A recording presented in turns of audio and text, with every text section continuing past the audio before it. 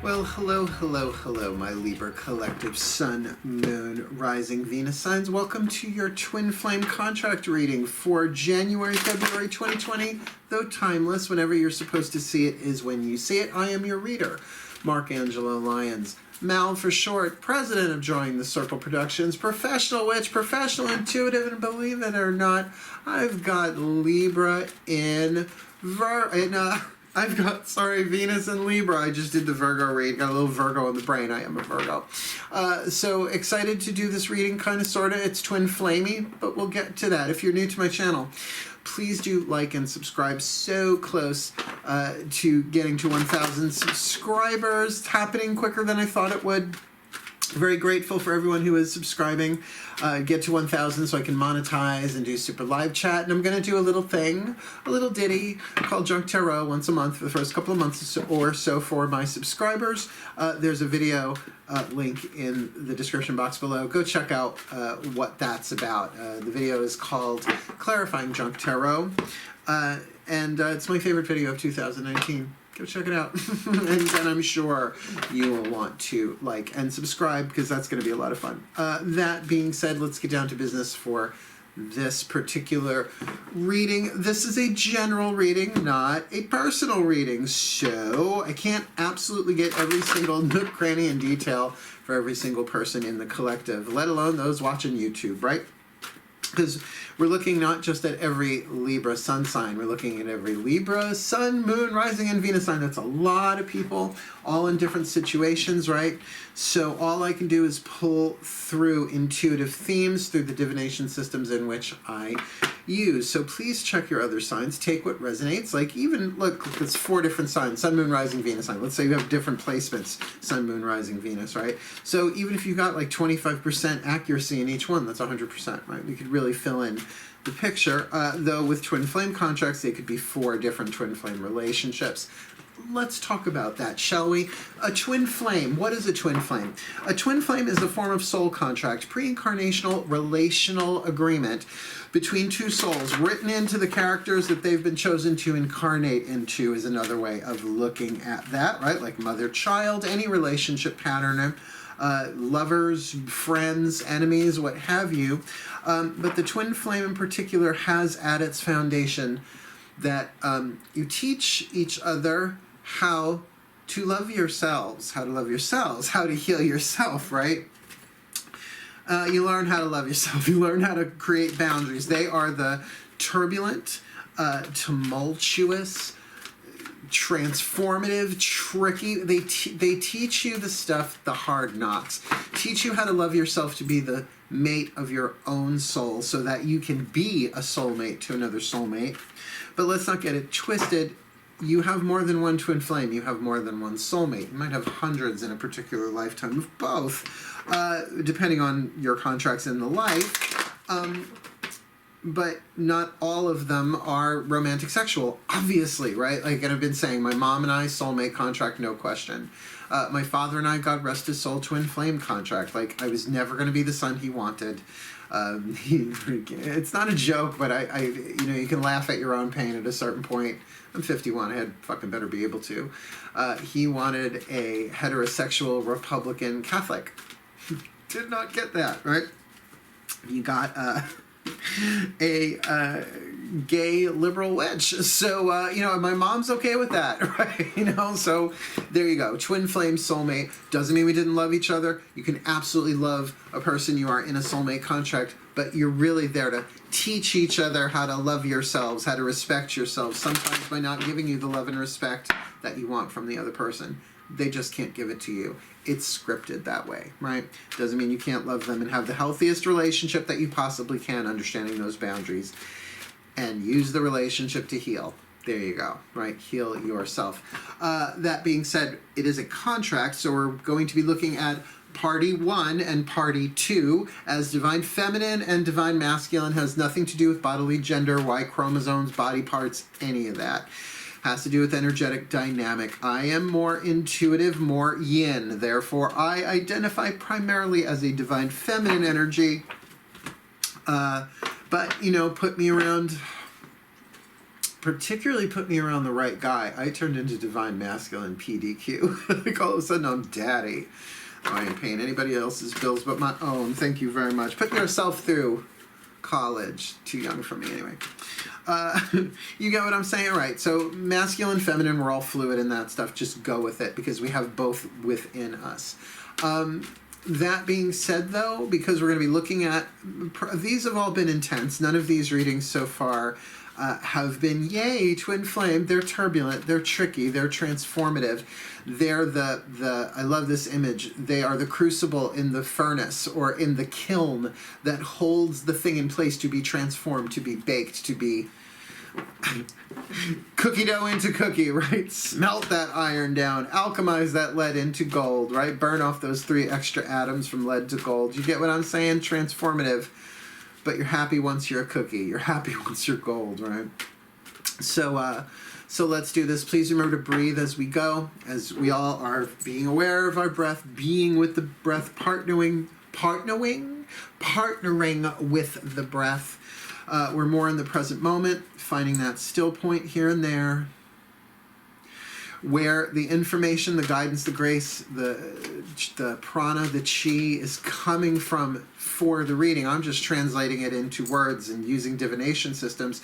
You could be tuning to the same still point where the divine is always present and be tuning to the reading in a way from the inside out. Cool, because it's your reading, not mine. Although I'm Venus and Libra, it might be. We'll see. I'm not in, I don't know what twin flame relationships I'm in right now. I might be on a break from them for a little bit. Just got out of one. So let's have a look-see-dook-see. All the decks that I read are in the description box below. Give credit where credit is due. Go check them out. At the bottom, there's lots of cool links on the way, particularly a couple of videos on defining what twin flames and true loves and soulmates and all that stuff is. One by me and one by a brilliant spiritual teacher by the name of KAHN, and his deck is going to be, the healing mantra will be the last card that hits the table. Cool, cool. So take a deep breath with me and let us dive in, my lovely Libra brothers and sisters. Even though I'm just Venus and Libra. Even though I'm not sun, moon, rising. Still point. Here we go.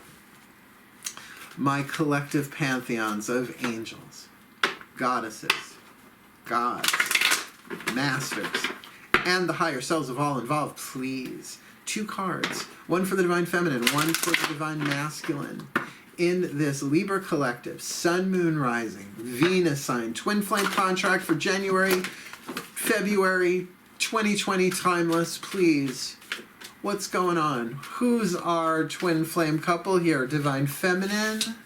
And please one for the divine masculine. This came out pretty easy. They usually do.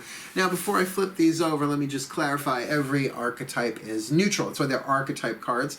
They represent soul powers. If you like, clauses within the soul contract that we all incarnate with in order to alchemize the lead to gold, bring the shadow to light, like embracing the shadow, bringing the toxicity to healing, however you want to see that. How it's written in the card is shadow attribute and light attribute. I will read them, but keep in mind, in a twin flame, you might have a lot of mirroring going on, hence twin, the word twin. So you might find information valid on both sides of the table. So just keep that in mind. Pay attention to what's happening more in the body than in the mind when information comes through me. Cool, cool. Let's have a look-see-dook-see. Who are we dealing with here? Our couple is the Messiah and the Samaritan. Holy crap, both divine family. Both divine family archetypes. Wow.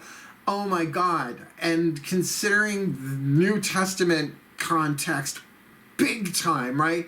The Good Samaritan, definitely New Testament, and the Messiah I talked about in the Old Testament, pretty sure. Really, the second book is his, so to speak. But these are soul archetypes. These are soul powers, right? We're not looking at romantic context within a scriptural thing. This could be romantic. A Messiah and a Samaritan could be anything. Could be parent-child. Like I said, let's keep that up in the air, because the soulmate reads are about the romantic ones, absolutely. That's the one people want to know about. But the twin flame contracts can be romantic, but really any twin flame contract you have, you want to learn how to heal yourself because it makes you more prepared, more effective, I don't know, more congruent with the soulmate contract, which is the one you really want, the satisfying where you help each other heal. You have all different types, but those, you have to be the mate of your own soul so that you could be a soulmate. Got to learn how to love yourself, right? And they'll do it. Hard work, but they'll do it. So what we're going to do is read these, and then we will build upon that. We're going to start with the Divine Feminine, the Messiah archetype. In its shadow, exaggerated belief that you are the only means through which a cause can succeed, and it can turn martyry fast, right? A shadow messiah be like, and it's all just me, and this whole, like, it won't work, it's all on my shoulders. It's like, get off the cross, honey, somebody needs the wood, right? And there is a martyr archetype separate from this archetype as well, also the divine family, but the only means through which a cause can succeed. Remember, the divine's involved in there somewhere too. May work through you or not. The light attribute, serving humanity with humility. Serving humanity with humility. There you go. There's your mantra, Divine Feminine. If this is you watching this, I am serving humanity with humility. Humility saying I am perfect as the gods created me, but I didn't created me. I am the soul that they chose to play the role of this character that they wrote and they designed, and here I am, the one that they love, asking for another day, right? I am going to serve with humility. I have no idea what I'm supposed to do. The grace of humility is essentially knowing that you don't know, but you're willing to be shown and to help and to heal and to grow. A piece of faith in there, a piece of hope in there, and a piece of endurance, those graces woven in. So to serving humanity through humility. Keep that in mind, Divine Femmes, while we look at the Divine Masks. With the Samaritan, now I have to say, the Samaritan, any of the Divine Family archetypes in their light are gorgeous, are splendiferous. In the shadow, they're all really toxic. Shadow attribute of the Samaritan. I guess you call this the bad Samaritan, not the good, the led Samaritan. Exacting appreciation and recognition for the help you offer. Now, if you know the story of the Good Samaritan in the New Testament, see, I could have been a biblical scholar. I could have been a comparative religion professor scholar, but boring. Plus, I don't want to wear jackets with those weird elbow pads. Fuck that shit. No thanks. No elbow patches pour moi. Unless it's, you know, something purple. So you get that? It's like the shadow side of that. Exacting appreciation and recognition for the help you offer. So you're both in sort of a service vibe here as the Divine Family. That can very much be a dominant theme. The light attribute, this is what you're shooting for. Refines your capacity to help those you would prefer to ignore, right? The Good Samaritan didn't have to help who he helped on the road.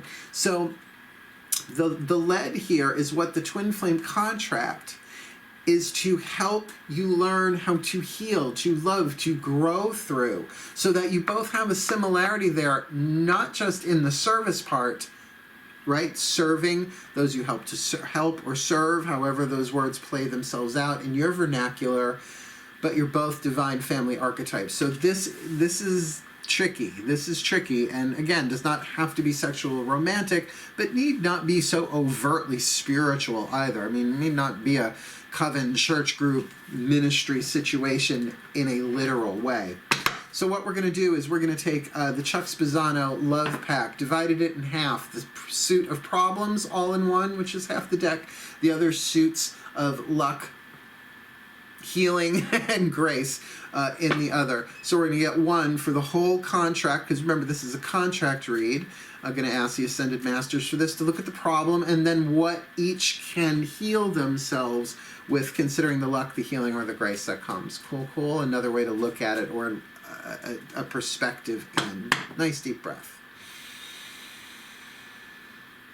Still point. My masters. There you are, please. What is the problem? Please give us one of the problem suit cards here for this Libra Collective Sun, Moon, Rising, Venus sign, Twin Flame contract for January, February 2020 timeless. What is the problem here? You put that right in my hand. Top card. Thank you very much. The clairaudience helps. Don't look at it. Put it face down. Didn't look at it. Put it face down. I think I know. I think I saw it. Doesn't matter. Please, a piece of luck, a piece of grace, a piece of healing, my masters, for this same Libra collective Sun, Moon, Rising, Venus sign, Twin Flame contract, January, February 2020. Timeless.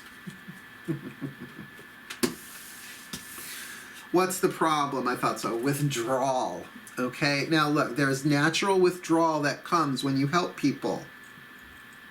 This is why I really try and do 3 YouTube videos a day, right? Get out a series, right? So if it's a series of 12, that's 4 days. Take that 5th day off. Like this week, I'm going to try and take Friday off. I'm hanging out with some friends that I haven't seen in a while, some witchy friends. We're going to make some coffee. We're going to see what happens. I'm going to sit around my dining room table. Not have, well, probably end up having cards on it anyway, right? But that means I have to like clean the house and cook and all that stuff. So it's very easy to burn out creatively that way. Particularly a Samaritan and a Messiah. So that thing of withdrawal, there is that healthy withdrawal, but then there is that unhealthy withdrawal where you're just not sharing, you're not giving information. There's almost like an omission of data, right? It's like, I'm not really going to tell you what's going on. I'm just going to pull back. And it's so interesting because there's a group of people at the top of the hill saying, come on, will you come on? We're having such a good time. And they're like, no, thank you, womp womp. Now, that doesn't mean that you can't be depressed. That doesn't mean that there can't be sadness, that there can't be good motivation to pull back and away. You withdraw from toxic situations so that the other people have one less person to neglect or abuse or codepend upon. I get that. This doesn't feel this way. This feels like a retreat out of fear, not necessarily a tactical retreat. That's why it's a problem card, because there's nothing.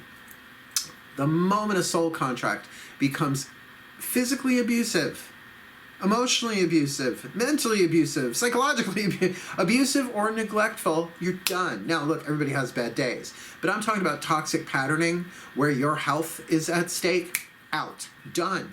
The thing is the contract gets canceled whether you like it or not, and then if you're hanging around, it's just about you learning how to walk away, because you can beat the dead horse as much as you want, the horse be dead.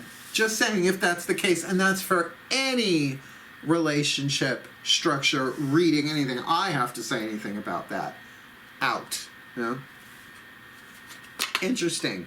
The piece of luck that comes with this is openness. So it feels like even though withdrawal is going on, that there's an openness here too, that perhaps the two of you can help each other, just not in the ways you want them to. And that can be very frustrating. But then that thing of the luckiness of openness, right? Can you grab that piece of luck for yourself, whether you're the Messiah, Divine Feminine, or the Samaritan, Divine Masculine here? Can you get that in your withdrawal, or if the other one has withdrawal, to just stay open? Because I feel like it's in your nature, you know, and the chances of both of you being Libras, I guess, is possible in the collective of all these people that are tuned into this. But that thing of wanting to be fair and balanced, to stay open, that just feels really good in my heart chakra space for you all. I'll call that emotional empathy, right? I'm feeling it very, very, it's very that, it's very here. Cool. Let's move on with the Healing with the Angels Oracle by Doreen Virtue. We're going to get 2 cards, one for each, Divine Feminine, Divine Masculine, of what is the healing angel, right? It's the Healing with the Angels Oracle. Well, what is the healing that the angels are offering? Or how I'm saying it for these readings changes a lot as I go. What's the angel that's walking with them? You know, like who's their angelic companion in this twin flame contract, at least for this reading? Cool. Nice deep breath. Exhale. Still point. My angels. Please, 2 cards, one for the Divine Feminine, one for the Divine Masculine. In this Libra collective Sun, Moon, Rising, Venus sign, Twin Flame contract, January, February 2020, or timeless. One for the Divine Feminine. What is the angel that walks with her, the healing angel? What is the angel that walks with him, the healing angel? Dunsey onesie. Let's see who they're bringing to the picnic. Children and music. So, okay. If the Messiah is literally bringing children to the picture here, then we are looking at a parent-child role. Either the divine feminine Messiah here is the child, or is the parent of, right? And that's very, very literal, but another way to look at this is that what the Messiah is bringing in terms of their healing and humility is the humility and the innocence of a child, that their own child archetype is at work here. Now, I usually don't compile archetypes on one side of the table, but the child, everybody has the child archetype. So there is an innocence there. There is a purity. There are different sub-archetypes. There's the divine child, the orphan child, the wounded child, the nature child, the runaway. There are all these different children, but there's definitely a sense of innocence here, of open-heartedness. But I know this about the child: if it does not feel safe, the child will withdraw. It's just what happens. If a child feels safe, they're up for anything. That's the innocence. Yay! Let's juggle knives, right? But if they're afraid, you could bring them to, Wizarding World of Harry Potter, anywhere, and they'll cower, right? If they don't feel safe, it doesn't matter. And that's all of us. We all have that child. So there's maybe even an indication here of looking at serving the child of the heart, the inner child, for all involved. Because as any of us heal the inner child, the heart chakra, see the heart chakra as the inner child and talk to it like a 4 or a 5-year-old, it's amazing the healing that happens. It's emotional, but shit moves. Every time one of us heals that child, all the children within everybody's heart, every inner child heals a little bit because of the quantum field and the nature of oneness.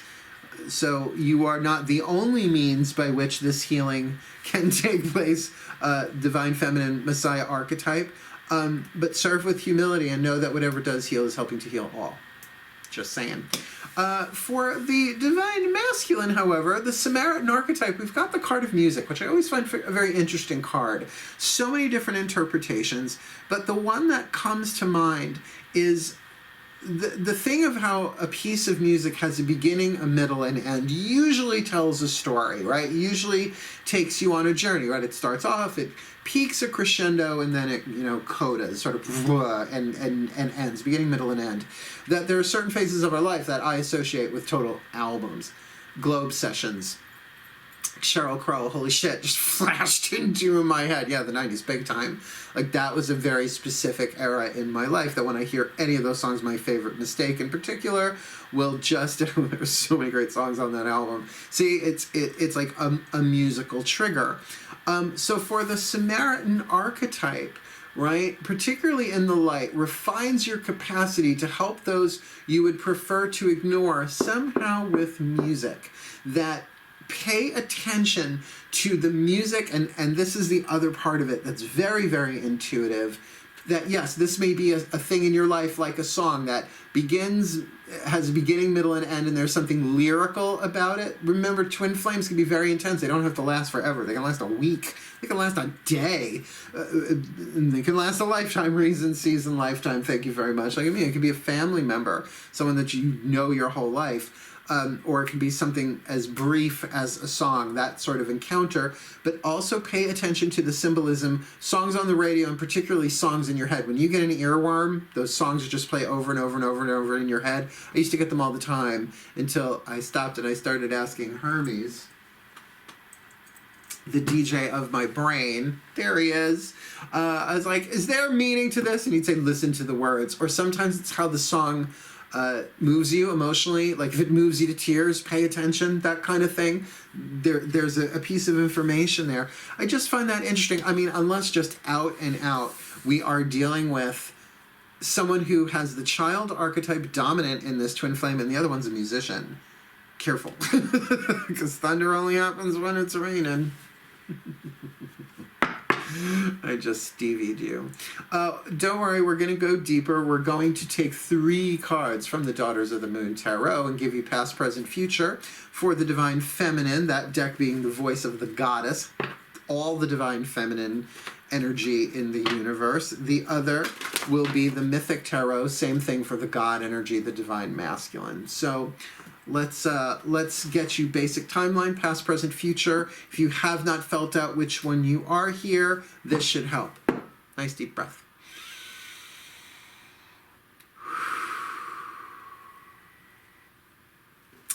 My goddesses, please. 3 cards, past, present, future, for this divine feminine Messiah archetype. I know you like that it's a feminine Messiah archetype.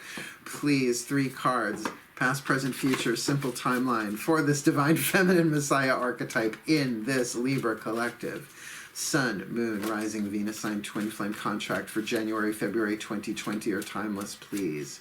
Where has she been? There's our past card right at the top. Where is she now in this twin flame contract? And where is she headed in this twin flame contract? That one. We're going to do the same for the divine masculine while we're here. Nice deep breath, please. Still point. My gods. Please, 3 cards.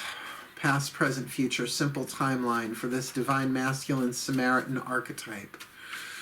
In this Libra collective Sun, Moon, Rising, Venus sign, twin flame contract for January, February 2020 or timeless and timeless. Please, where has he been in this twin flame contract? Where is he now in this twin flame contract? Where is he headed in this twin flame contract? All right, we got him on the table. Let's see. Let's get a little GPS reading here. How are they doing? Starting with the divine feminine. Where has she been? Her past. Well, we've got the card of the sun. Lovely. Coming from a happy place, usually, right? That's the card of the sun. Particularly in this deck, it's Amaterasu, a Japanese goddess of the sun, sort of like bringing that lightness. But certainly also a card of wholeness, a card of clarity, a very yang card, if we're going to look at the moon as the yin, though this is a feminist deck. Definitely that thing of the divine feminine then in its radiantness. But I'm really getting that there's something happy, there's something healthy, there's something whole here. And let's face it, for a Messiah archetype, it's what you sort of expect. But definitely that light side. So if we're going to look at the archetypal dynamic of that, serving humanity with humility, definitely coming from that place with the sun. Where is she now? The Taurus card. Now, the thing about court cards in a timeline absolutely can indicate a person that she's dealing with now. Maybe it is the Samaritan. Don't know yet. Could be, might not be for everybody. But there's definitely a focus on second house energy here, which is about life, values, fixed, fertile earth. The stuff that doesn't change. The things that you value that are lifelong. For example, honesty. Really big for me. Don't fucking lie to me. People lie to me anyway. I don't know why they lie to me. I'm a professional intuitive. And because I am trusting as fuck, it screws with my intuitive system because I'm doing everything I can to give them the benefit of the doubt that they are telling the truth when my gut is screaming no. That's a lifelong torture, but it's also a lifelong value. That's why I really do my best to be diplomatic, to deliver truth honestly, but with compassion, because truth without compassion is brutality. His Holiness the Dalai Lama is just a quote I try and live by. Some days, though, you just got to deliver fucking lightning right between the eyes. I am, after all, a Virgo. That being said here, so something stable, something solid, but something of value. Feeling that, wanting that, being that. And again, with the card of the Messiah, then there's a desire to serve there, that is of a high lifelong value. No indication here, particularly with that child card, that there's really too much that I'm the only means by which this can succeed. But we'll see. What's the last card? Where is she headed? The Five of Cups. Now look, the future positions can always be changed. However, if you're sort of streaming towards the waterfall at the high speed, it takes a lot to turn that fucker around. Even the Queen Mary, right? I mean the boat, not the actual monarch. A huge ocean liner, right? One of them big old cruise boats. You can't do a 180 turn in 2 minutes. You gotta turn that bitch around. It takes a while. So changing the 5 of Cups. Now this is a twin flame contract. This is the storm, the 5 of Cups. Emotional upset, or at least emotional change. Gonna happen. Gonna happen in a twin flamer anyway. Maybe it's not always emotional, but that's what I'm feeling here. That prepare for storms. Now what I'm feeling about this particular storm is that it will clear the air. Yes, there will be tears. Yes, there will be words. Yes, there will be flashes of lightning. Whether the two of them are doing it together or it just happens within the Divine Feminine herself, very possible. It's a Divine Feminine, an interior storm. The skies will be clear. Have the good cry if necessary. Oh, with that child, do the inner child work. I'm serious. Talk to the heart chakra like it's the child. Talk to it, parent it. Oh, and here we've got the corn mother, the Taurus in the present moment. Prepare this child by saying, look, honey, no matter what comes, no matter what goes, I love you. Now, it might take the child a little while to respond because lots of people have said to the heart chakra, to the inner child, I love you, and then have done very unloving things like forget about them and ditch them as soon as something better comes along. No, no, no, my sweetheart, I am here. It's inner child work. It's not a technique. It's a relationship, because that child holds the pin codes to your highest potential. You need that innocence. You need those dreams. So let the child have the good cry. And if it's a tantrum, remember, you get to parent that child. You are its guardian.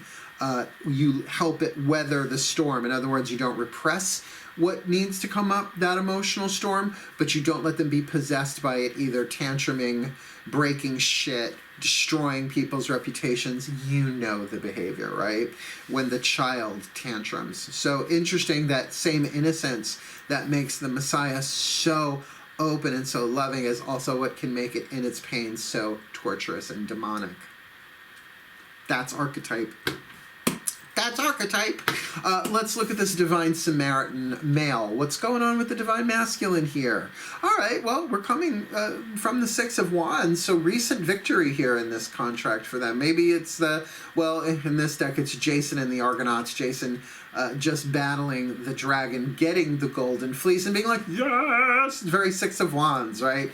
Very 6 of Wands, Rider-Waite, like riding home with the victory pennant, you know, the laurel, the wreath of bay laurel, I believe, in the Rider-Waite. So coming from a good feeling place, that Samaritan place of kind of like jogging along, doing the thing, oh, I'm kicking ass, taking names, doing good, got a nice momentum going. And again, with this card of music, this can be part of the music that's being played, like a little victory music. Da, da, da, da. Oh dear, just got the theme of Rocky in my head. Really? Didn't know he was a Sly Stallone fan. There we go. Why wouldn't he be? Where is the Divine Masculine now? Ooh, Page of Cups. Now, what's interesting, the mythology here is this is Narcissus from whence narcissistic personality disorder was named, but I'm not saying that is what's going on here, but it's just interesting that the reflection there, like staring at that cup. This is, interestingly enough, a Page of Cups, an immature but innocent, matching very much this child vibe here. Emotional connection, right? Like an emotional offer. When someone offers a cup, but it's like lemonade. It's like, hi. Like it can be like that sweetness of an introduction, that from this place of victory comes this, I don't want to say immature childish, because we've got the child archetype on the table as well here. This could very much be a very innocent thing, at least in the present moment, for the Divine Masculine, right? Pages are always about messengers for me. Regardless of the message, we're looking at a messenger that's coming in kind of sweet, kind of innocent, and innocent maybe without an ulterior motive necessarily, but with that card of music there, it can be, in a sense, lyrical and poetic and innocent and sweet. Just saying. Where is he headed?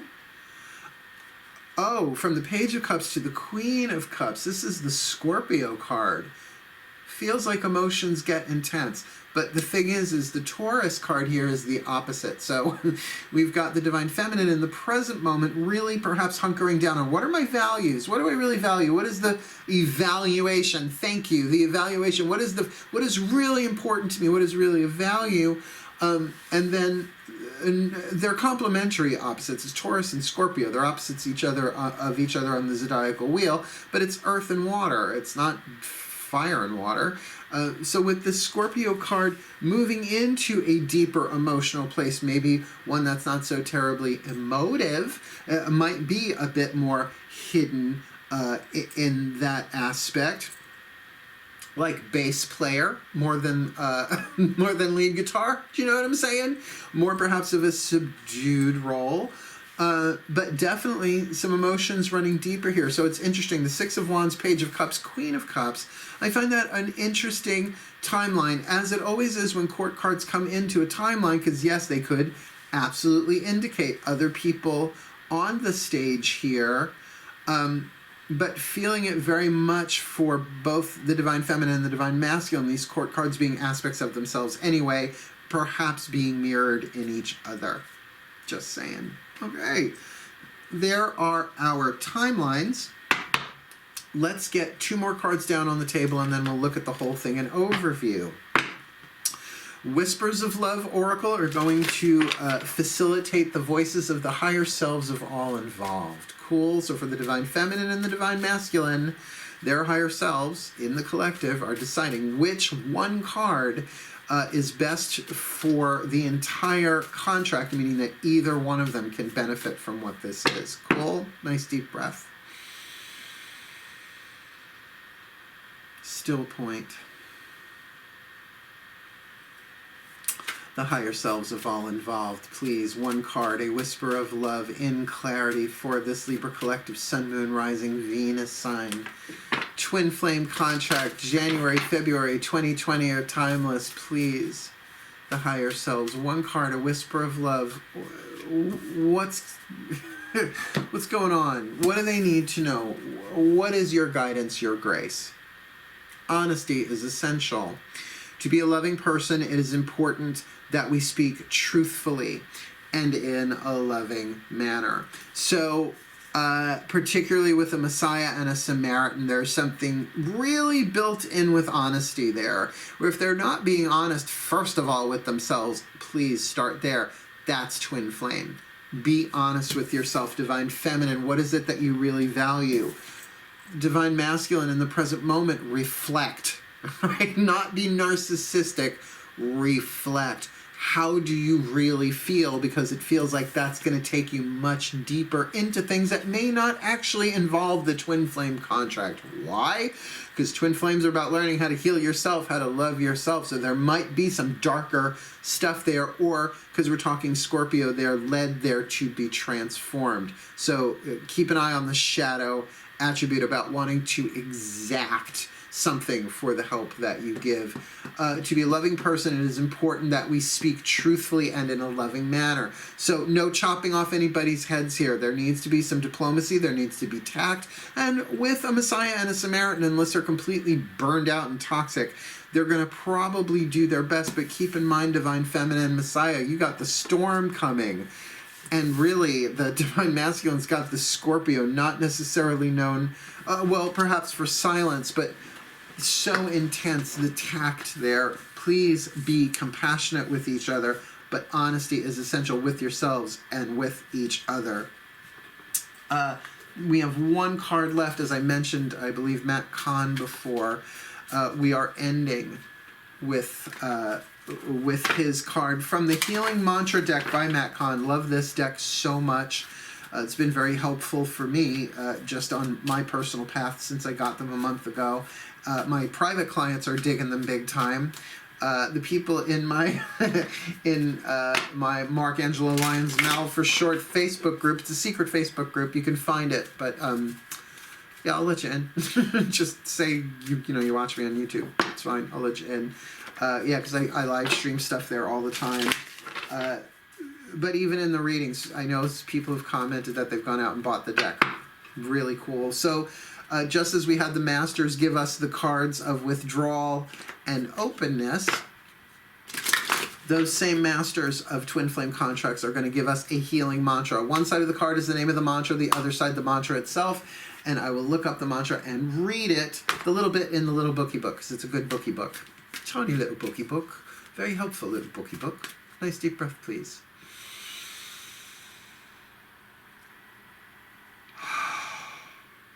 That's lovely. Can I do another one, please? Still point.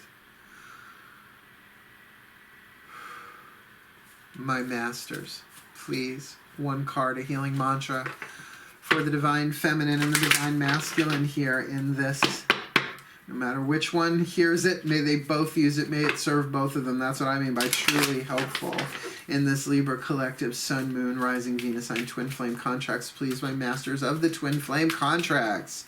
What is the perfect, most truly helpful healing mantra for these two January, February 2020, or timeless? Deconstructing doubt. Deconstructing doubt. Deconstructing doubt. Only my beliefs are in my way. Oh, I'm wondering if these two are of different spiritual paths. Perhaps even different religious backgrounds, cultural backgrounds. Deconstructing doubt. Only my beliefs are in my way, because sometimes the difference between gold and lead is one belief away. Isn't that a Bonnie Raitt song? You and I can dance around it. Yeah, it is. One belief away. I love that album. It's gone to the wind somewhere in my attic. All right, let's read this one. Deconstructing doubt, and then we'll look at the bigger picture. I'll literally pop up the picture for you. Deconstructing doubt. Here we go. Why don't you breathe while I do this? Better than not breathing while I do this. Deconstructing doubt. Only my beliefs are in my way. As you deconstruct doubt, you are no longer lost in the concerns and curiosities of what if, but are more rooted in the truth of what is when doubt is deconstructed. Was that a period there? Oh yeah, no, I'm sorry. No, there wasn't. What is when doubt is deconstructed? Hardship is no longer a sign of misfortune. Okay, got it. Let me reread that. I felt like there was a weird, because it was a comma. Looked like a period.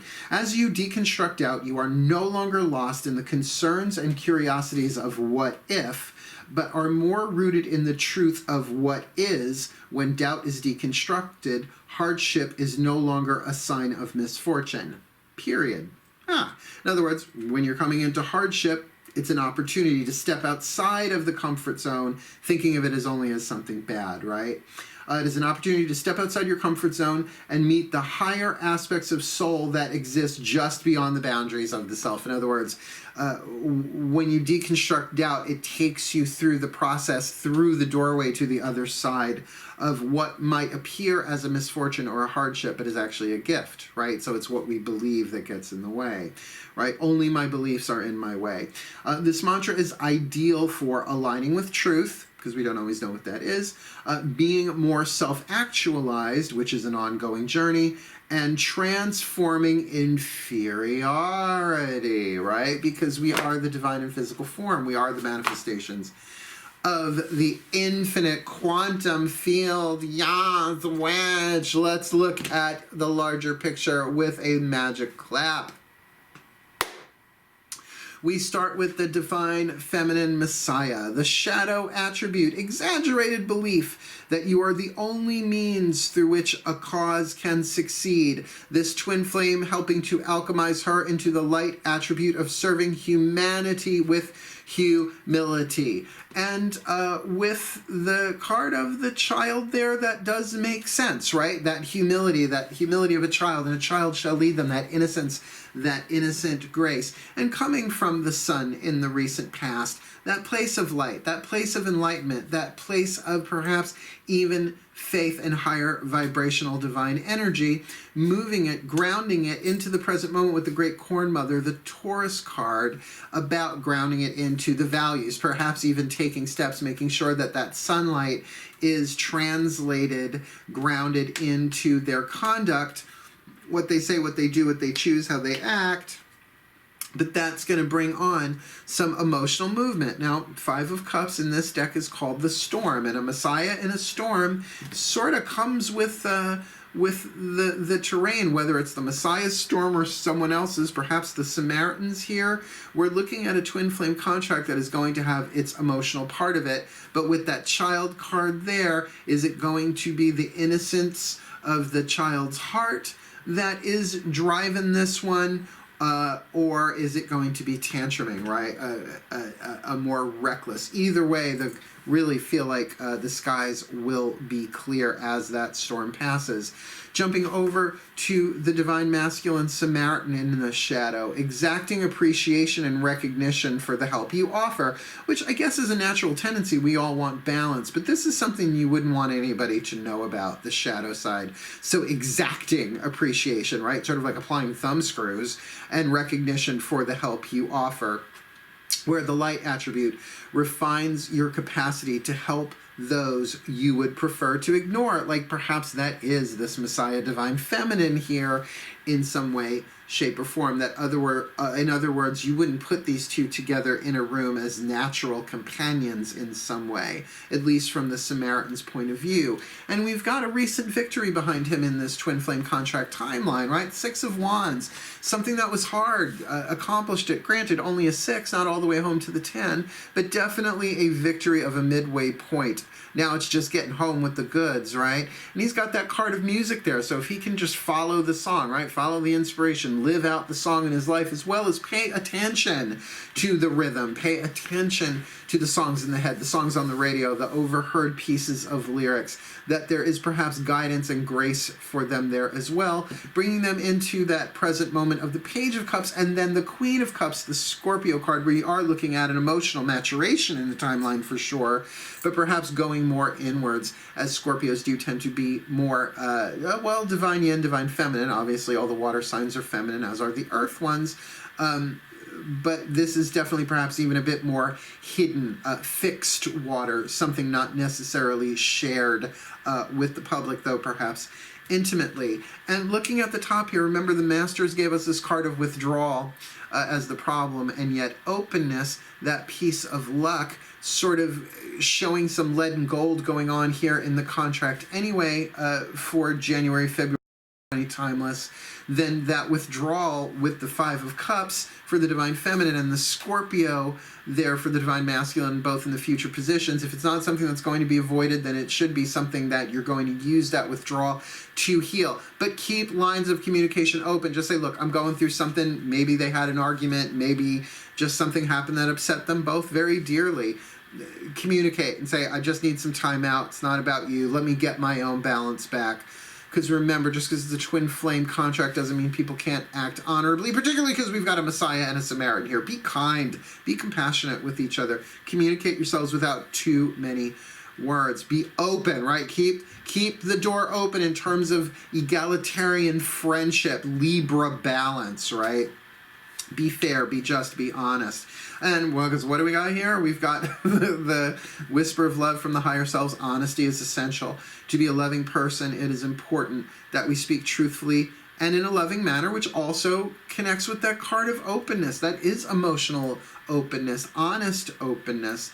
And with the healing mantra, remember, whether you're the Divine Feminine or the Divine Masculine, this mantra will help either one of you heal yourselves individually. Only my beliefs are in my way. Only my beliefs are in my way. It may be that there's a difference of beliefs here between these two, and you think, well, it's only their beliefs that are in the way. No, it's only my beliefs that are in my way. The belief, perhaps, that we are too different to help each other out or fulfill this contract. So there we go, my Libra collective, Sun, Moon, Rising, Venus signs. Nothing here screams romantic, sexual, but there's a little bit of a parental vibe here because of the child, but that doesn't automatically make the Samaritan archetype the parent in this one either. So play around with this. You know what your roles in your relationships are. But really look to the one where only my beliefs are in my way, because your air signs, it would make sense. And particularly the why of the Messiah and the why of the Samaritan that moves it from lead to gold. Cool, cool. Well, wishing you the very best and the very blessed. In fact, may the Libra Collective Sun, Moon, Rising, Venus signs be blessed in their twin flame contracts, regardless of archetype, that we may all heal, grow, become the best that we can be, fulfill our role in the divine plan, which is ultimately going to be about us being more loving and being the love that we truly are for our well-being and for the well-being of all. And so it is. May you all be blessed. My Libra Collective Sun, Moon, Rising, Venus signs. Please do like and subscribe. Like I said, go educate yourself. There's a lot of good links in the description box below. They're not all mine, I promise. But do go check them out as I sign off, wishing you as ever, as I always do, my Libras, my scales, hail, farewell, and blessed, blessed be.